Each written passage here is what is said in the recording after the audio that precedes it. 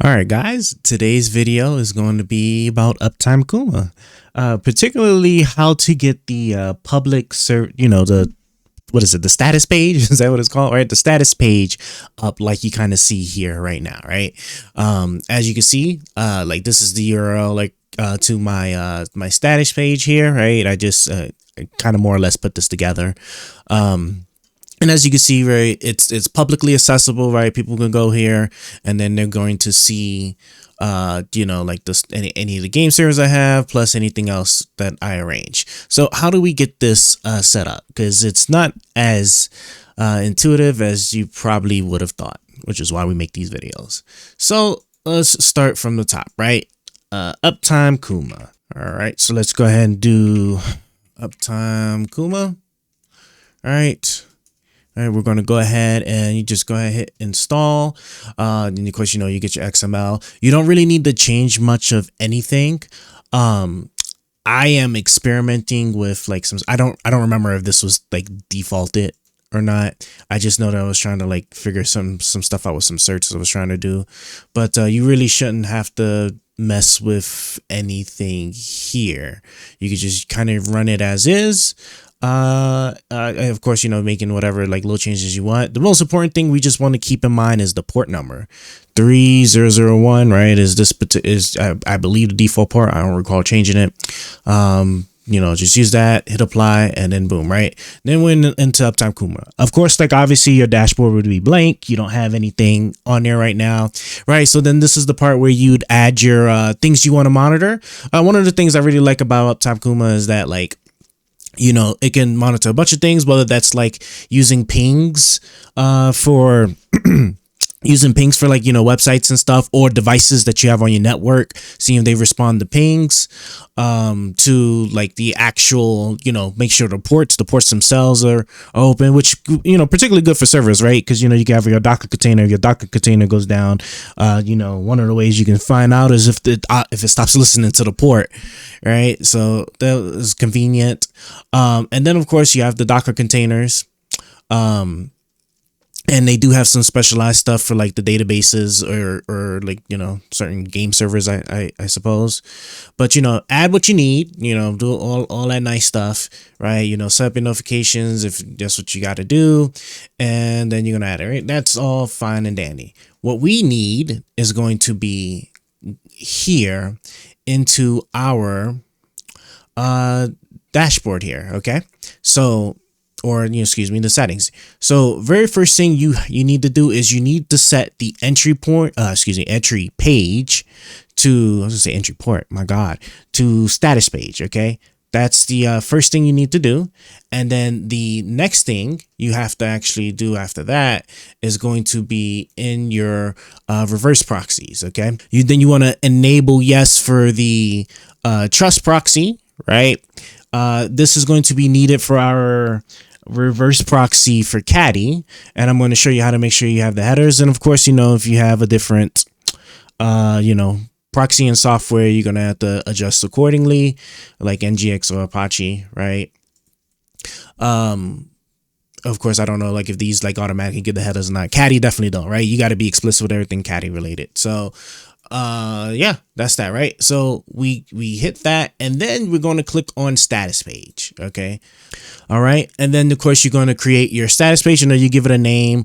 And then the slug is going to be what do they call it? Like the, it's like it's going to be part of the URL that's going to be unique for this particular, status page.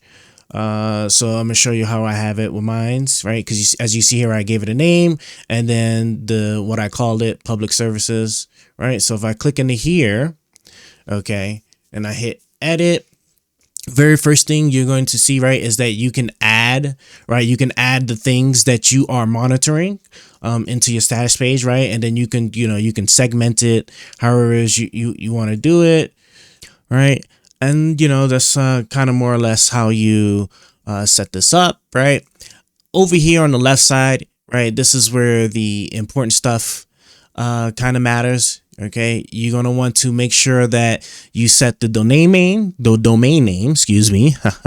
of the website, right, that is going to be used to host this. Okay, so as you can see here, like I have both my domains, and they'll both be the ones that will have a subdomain that will be linkable to this. Okay, and then of course you can mess around with it further, add your Google Analytics ID if you want to track stuff, and then of course you can get some custom CSS going, which would be really cool, I suppose, right? That's more or less it for setting this up. This is all you need here. And then once you navigate to the port, right? So once you navigate to your server and to that port, the first thing they should see is going to be the status page you set up. Like I said, it's really easy. It's not anything like too particular about it. Like I said, it's just a few of those settings that I just make note of that you gotta do. And yeah, and that's it, right? So now regarding Caddy, okay, so just so you guys are are aware, right? So here is my subdomain that I have, okay. As a reminder, like I said, I have a video that went over installing Caddy onto the QNAP, but like Caddy actually is like one of the few things that have like some really good documentation, so you could just go straight to the documentation. You should find what you need without an issue. But what you just see right here, as I just break it down, right, is going to be your domain, right? The subdomain that you're using, that you're dedicating to, your status page, okay? If you distinguish between HTTP and HTTPS, right? That's why I have those two different ports there, right? And there we go. Reverse proxy to my server, right? Since it's not since I'm not hosting that on my QNAP server, right? I'm selecting the host name for my Unraid server, and then that port, okay? And then in that, all right, you need to have this code here, header up host, right? And then that's it. Then close that up, close it up. Don't worry about my log stuff. This is just like how I was like troubleshooting.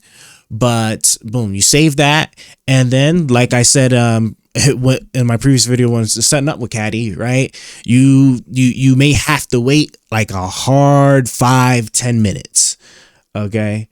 It might like legit take like 5-10 minutes until the everything's like I guess like flown through from your whoever's your DNS provider down to Caddy, which would have made the certs, and then to your actual server, okay? So, and then that's how you end up getting your status page. So as you can see, right, I navigated. All I did was, just to be clear, right, all I did was just navigate to that subdomain. And as you can see, right, and all Caddy did was just reverse proxy to that port, and then everything else just got auto filled. You see, and then it just auto fills because it just knows. All right, but yeah, there you go. That's how you get your Uptime Kuma status page up. Like I said, it's really easy. Just to recap, right? Installing Uptime Kuma, don't really need to mess with much of anything unless you got a specific reason to, regarding maybe the certs. Then when it came to, let me just discard this stuff here, right? Then when it comes to, oh my gosh, sorry guys, let me go back here to the dashboard. Then when it comes to the dashboard, it's really self-explanatory as far as adding your different monitors that you're watching, and then you would you make sure you get those two particular settings going, right? Make sure that the entry page is a status page, and then make sure that the on the reverse proxy, right, that trust proxy thing is enabled, right? Save that. Then you can create your status page. You go into your status page, right? Edit it. Then, you start adding like, your monitors, and then you can dress it up or, delineate however you want to do, adding the groups or whatnot. Then of course, add the domain that you're using for it, right? It's the main domain, not subdomain names, right? Main domain, because the subdomain name you have to handle with your DNS provider, or you know what I mean, right? And then of course, like, if you're fancy, you want to do some CSS, you do that. Save it, and then that's it. All there is to it. So hopefully that was helpful for anybody that might have gotten like particularly stuck or struggling, especially like when using Caddy for this, because once I figured out the header art post thing, and then the trust proxy thing, it was easy. So that's it, and I'll see you guys in the next video.